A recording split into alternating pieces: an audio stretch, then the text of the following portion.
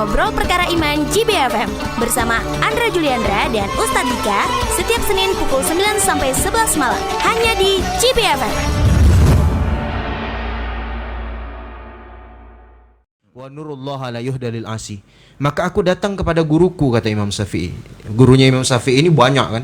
Ribuan. Nah, termasuk salah satu gurunya yaitu Imam Malik. Dia katakan pada gurunya, ya wahai guru, aku susah sekali menghafal. Aku susah sekali menemukan kelezatan dalam beribadah. Gitu. Katakan, sampaikan kepadaku bahwa untuk meninggalkan maksiat. Maksiat ini kan banyak emang ya. Ada maksiat pikiran, maksiat mata, maksiat hati dan lain-lain ya, zahir maupun batin. Maka untuk meninggalkan maksiat, karena ilmu itu cahaya dikatakan. Fa akhbarani bi annal ilma nurun, dikasih tahu kepadaku bahwasanya ilmu itu cahaya. Iya. Ilmu itu hidayah. Fa akhbarani bi annal ilmu nurun wa nurullah la yuhdalil asi, dan cahaya Allah ini tidak akan datang kepada orang-orang yang bermaksiat. Artinya kelezatan-kelezatan beribadah, halawatul iman, ini tidak akan kita rasakan kalau kita banyak maksiat yang pertama. Kemudian kita ini banyak pikir dan angan-angan tentang dunia. Orang yang banyak pikir dan angan-angan tentang dunia, pasti dia tidak akan pernah merasakan halawatul iman. Karena dalam sebuah hadis dikatakan, hubbud dunya ra'sun kulli khati'at. Cinta dunia ini pangkal dari segala kesalahan. Kalau udah cinta dunia nih, hati ini cita-cita angan-angan semuanya dunia, tidak ada kelezatan lagi dalam beramal itu insyaallah. Hampir rata-rata begitu. Tapi ya, itu maka pentingnya kita perlu ada mujahadah, kesungguh-sungguhan dalam menjemput daripada hidayah itu tadi agar merasakan halawatul iman, manisnya iman. Wallahu a'lam bishawab. Iya, subhanallah.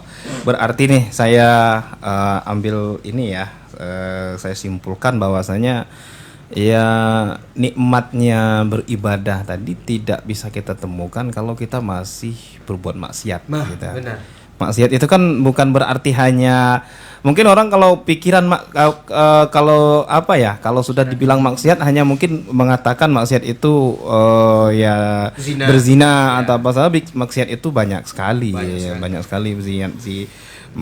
Maksiat mata, maksiat pikiran, maksiat perkataan. Nah, berarti saya kolerasikan dengan salah satu firman Allah, innas sholata tanha anil fahsya'i wal munkar. Jadi salat itu pencegah perbuatan keji dan munkar. Seperti itu ya, Ustaz. Seperti itu, Ustaz. Abang banyak dalil.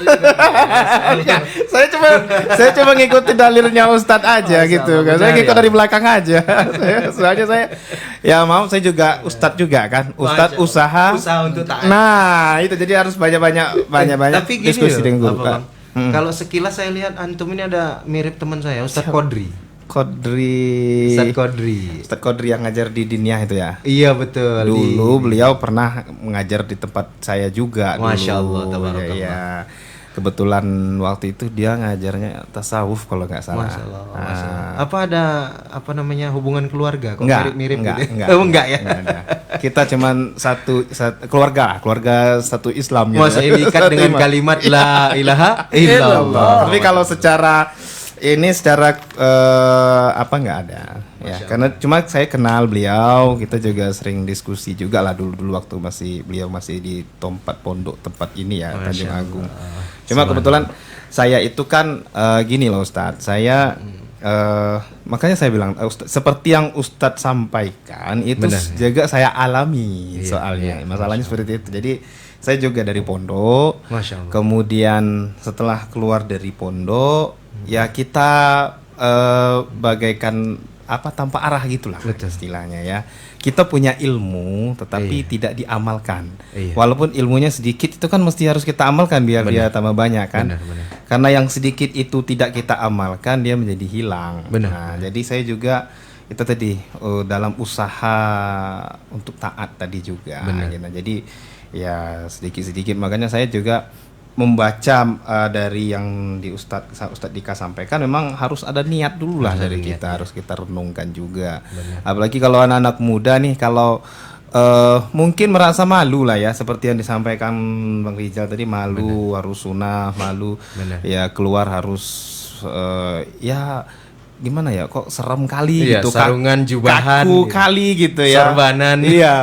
Nah, kalau saya juga berusaha untuk ya fleksibel seperti itu juga, Ustadz. Cuma mungkin saya belum sampai ke tahap yang dijalani oleh Ya, kita teman-teman. belajar semua, Bang. Iya. Belajar istiqomah. Belum sampai ke Mulai jadi dari yang paling kecil.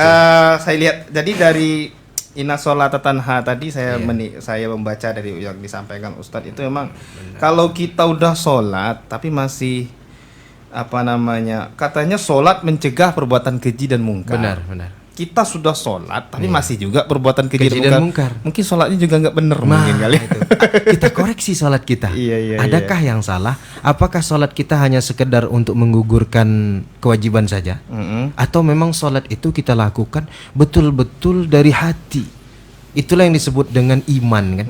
Yang kita lakukan bukan karena kita takut ancaman, juga bukan karena kita menginginkan fadilah yang luar biasa besar, bukan, tapi memang hadir karena digerakkan oleh Allah Subhanahu wa taala. Jadi sebenarnya kita, apalagi di Muara Bungu ini banyak ya alumni pesantren yang sudah 6 tahun apa. Banyak ketika pulang itu udah balik lagi sama seperti orang biasa, orang awam. Benar. Karena tidak ada amal di dalamnya. Guru-guru kita dulu waktu di pesantren dulu kan pernah sampaikan al-ilmu bila amalin kasyajarin bila thamarin. Ilmu yang tak diamalkan bagaikan pohon yang tak berbuah. Masya Allah subhanallah tabarakallah, ini teman-teman kita ini bukan dari pesantrenan. Iya, benar. Bukan dari apa, kayak Ijal ini bukan dari pesantren. Kalau Sulhi ini pernah nyantri dulu berapa tahun? 2 tahun. Kalau Ijal ini nggak pernah pesantrenan, tapi kok dia punya kekuatan menghidupkan, belajar menghidupkan sunnah Nabi. Miara janggut, pakai jubah, kemana-mana keluar syiar kan gitu, melalui pakaian. Ternyata mereka ini terinspirasi dari satu buah dalil hadis yang berbunyi man amila bima alima warasahullahu ilma ma lam ya'lam. Barang siapa yang beramal dengan satu ilmu yang dia ketahui, maka Allah Subhanahu wa taala akan berikan kepahaman ilmu-ilmu yang belum dia ketahui. Masya Allah subhanallah. Ada beberapa orang yang paham dalil, hafal dalil, tahu dalil, tetapi dia belum tentu bisa mengamalkannya. Dia tidak hafal dalil, tidak tahu nas-nas dalil apa dari ayat Al-Quran ataukah itu hadis, tidak hafal, tapi kok ada kekuatan mengamalkannya. Ternyata ada kesungguhan tadi ya. Kesungguhan tadi, mujahadah. Faman jahada fahuwa yujahidu li nafsi. Barang siapa yang bersungguh-sungguh, sesungguhnya dia bersungguh-sungguh untuk dirinya begitu. Iya. Nah, kira-kira gini. Jadi ada yang mungkin beranggapan apa namanya, hijrah itu memang butuh proses belajar mondok dulu atau sebenarnya nggak sejauh itulah ya Ustaz. Yang penting ya kembali yang Ustaz sampaikan, ada niat dulu, kita renung, ada muasabahnya dulu, kemudian baru kita sampai ke tahap proses mubtadiin, belajar dulu, memaksa diri dulu, pemula kan. Iya, sampai kita menemukan kelezatan beribadah. Karena memang agak susah ya Ustaz. Atau susah atau butuh proses gimana nih? Ya memang prosesnya itu ya menyegerakan diri aja dalam kebaikan. Iya. Jangan ditunda-tunda. Karena ciri-ciri orang soleh itu ada 3. Yang pertama, ya yu'minuna billahi wal yaumil akhir. Dia beriman kepada Allah dan hari akhir. Maksudnya begini. Dia benar-benar menyandarkan segala hajatnya hanya kepada Allah.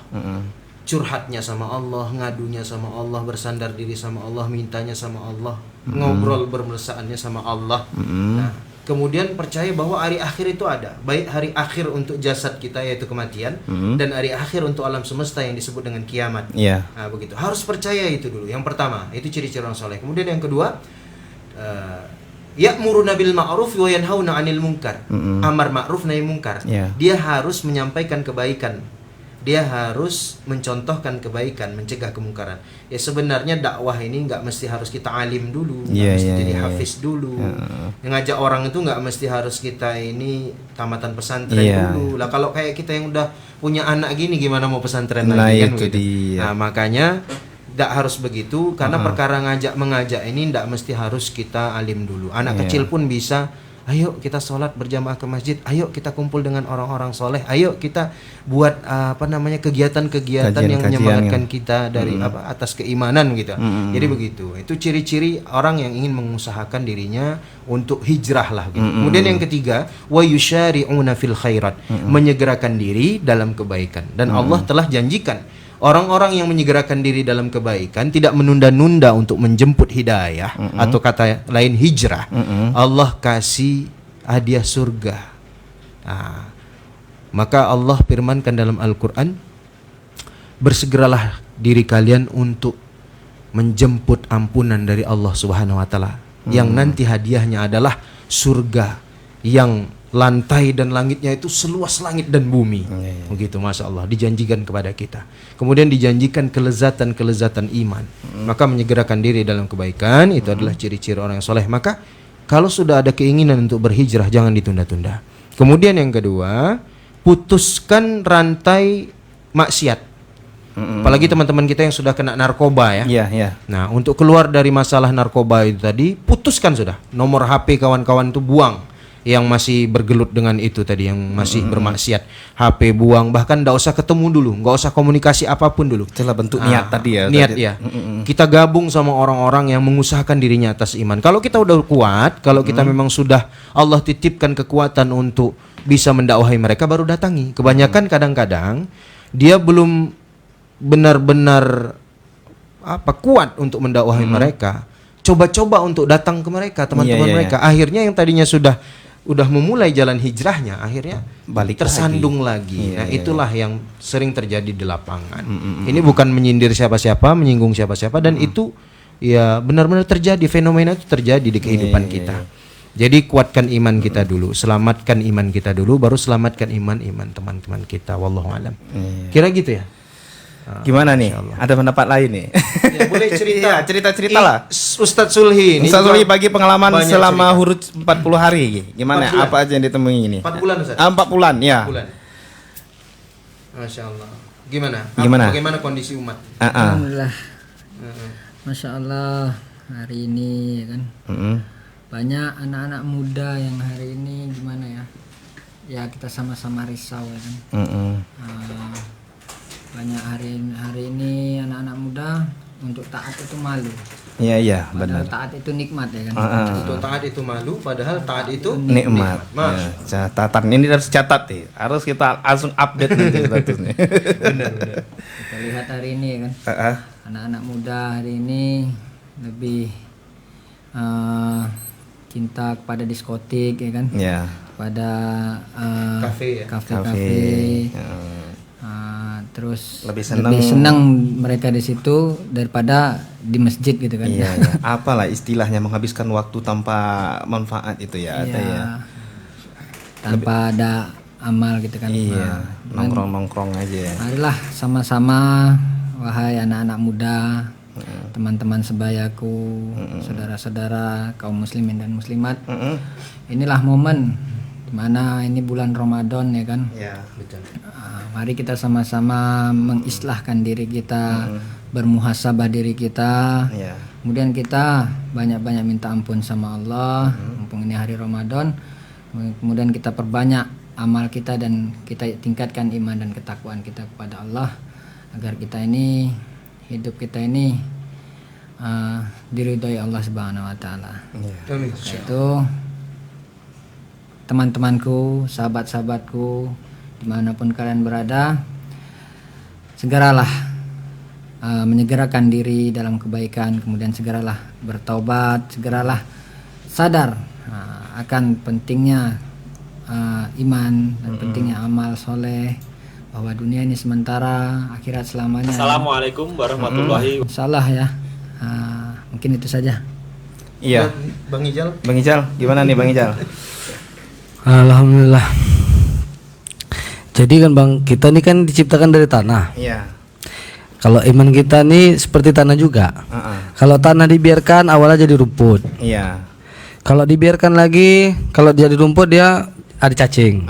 Kalau dibiarkan lagi jadi tumbuh hutan. Kalau hutan bisa tumbuh ular. Iya. Kalau dibiarkan lagi jadi hutan rimba. Iya. Itu bisa monyet bergantungan banyak macan, seperti itulah iman kita. Jadi yang setan itu ya binatang-binatang itu. Iya. Dan kebahagiaan kita juga hanya pada agama. Kita contoh ikan. Iya. Ikan, sebuah cerita ikan lah nih ya. Gak apa-apa, besok saya ceramah saya bawain cerita ikan. Jadi cobalah aku naik ke daratan ini katanya. Oh, coba menghirup udara, enak nggak ya di udara itu? Depannya dipancing dia, musyawarah lah dulu. Kau jangan ke atas, Nanti kau di atas kau dipancing katanya kan. Iya kayaknya enak kali di atas, kayaknya luas sekali kan. Di dalamnya kok gelap gitu kan. Cobalah ke atas, jangan kata kawan-kawan ikan ya kan. Cobalah dia ke atas. Tuh dipancing. Rupanya ternyata benar kata kawan-kawanku, nggak ada kebahagiaan di sini, bernapas tak bisa. Abis dipancing dia dipotong. Iya. Tersiksa. Abis dipotong dia goreng lagi. Digoreng. Iya. Abis digoreng dia bisa disambal, bisa diapain. Wah, makin menderita dia. Sampai jadi tulang pun dia menderita. Iya. Dimakan kucing, dikunyah lagi kan. Iya. Di presto sekarang. Iya, di presto sekarang. Jadi kebahagiaan tuh hanya apabila dia pada koridor tempatnya. Kalau kita hanya pada agama. Jadi jalan satu-satunya menuju kebahagiaan kita ya agama.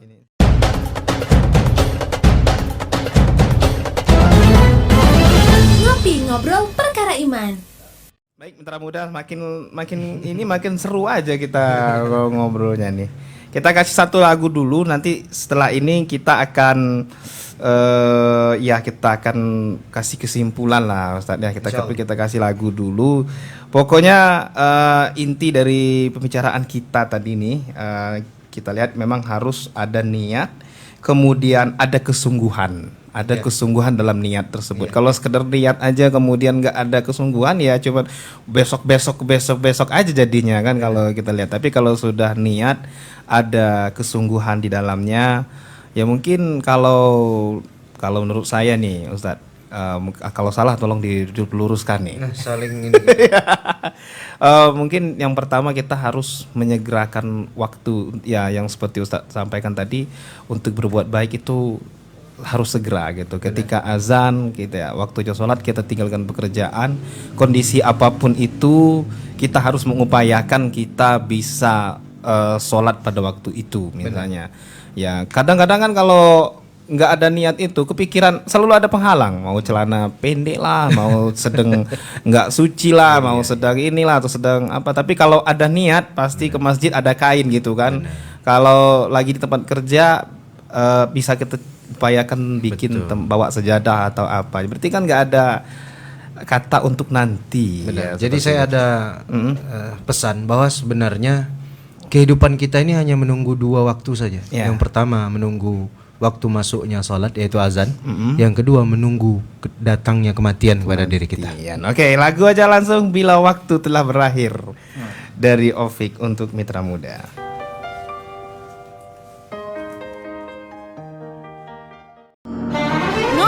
Ngobrol Perkara Iman JBFM bersama Andra Juliandra dan Ustadz Dika setiap Senin pukul 9 sampai 11 malam hanya di JBFM.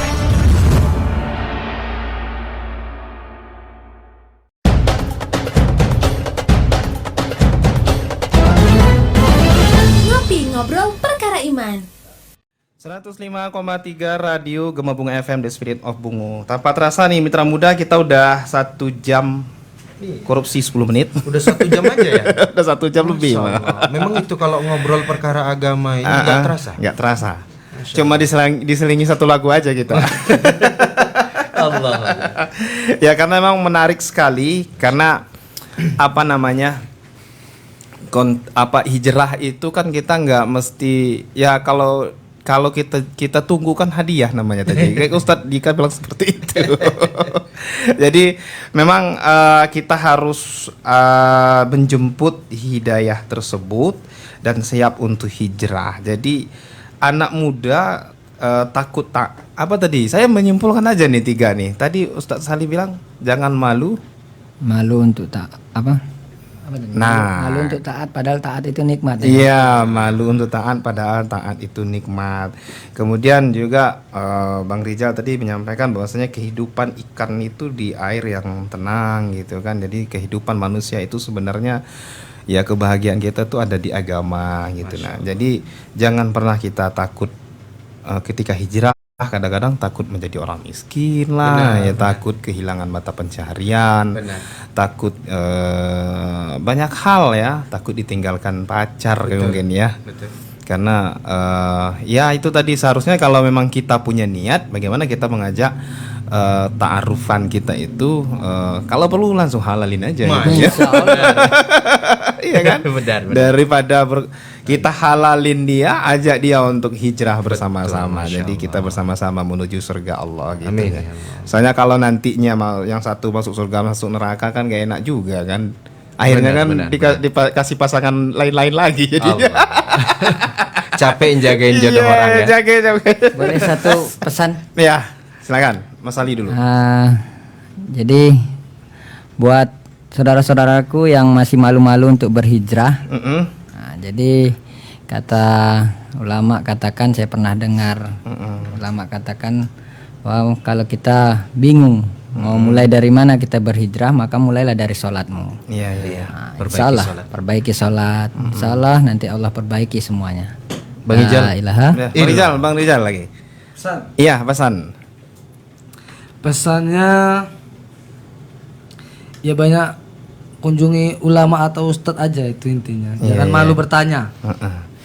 Berarti nongkrong, berkumpullah bersama dengan orang-orang yang solehnya. Di kafe-kafenya orang soleh aja. Insyaallah niat. Insyaallah. Oke, Bang Rika silakan memberikan kesimpulan penutup nih. Baik, kesimpulannya adalah hadirin yang dimuliakan Allah Subhanahu wa taala, bahwa kehidupan dunia ini sementara, akhiratlah selama-lamanya. Dunia bukan tempat tinggal, tapi dunia tempat meninggal. Sekarang kita di atas tanah, enggak lama lagi kita di bawah tanah.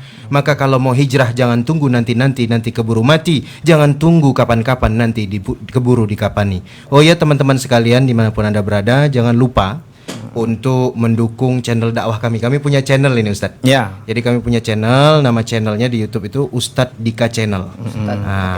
Oke. Untuk itu kita pesan ya untuk teman-teman. Bismillah. Jangan lupa dukung channel YouTube Ustadz Dika dengan cara subscribe, like, comment, and share. My dakwah, My adventure. Allahu Akbar. Luar biasa sekali. Allah. Boleh tepuk tangan ya. Alhamdulillah. Ya, mitra muda, minggu depan kita akan kembali lagi di ngopi, masih di ngobrol perkara iman nih mitra muda. Jadi memang kita sebagai anak muda jangan pernah takut dan jangan pernah merasa kaku ketika sudah berhubungan dengan agama. Karena apa? Karena agama itu bukanlah yang membatasi kita, tetapi yang menuntun kita kembali ke jalan yang benar. Jadi jangan pernah merasa agama memberikan batasan, tetapi agama memberikan tuntunan. Jangan tunggu nanti-nanti. Jangan tunggu nanti-nanti, segera nanti keburu mati. Nanti keburu mati. Jangan tunggu kapan-kapan, nanti keburu di kapan. No. Baik, oke, mitra muda, segera jemput hidayahmu karena yang ditunggu itu hanyalah hadiah. Wabillahi taufik wal hidayah. Assalamualaikum warahmatullahi wabarakatuh.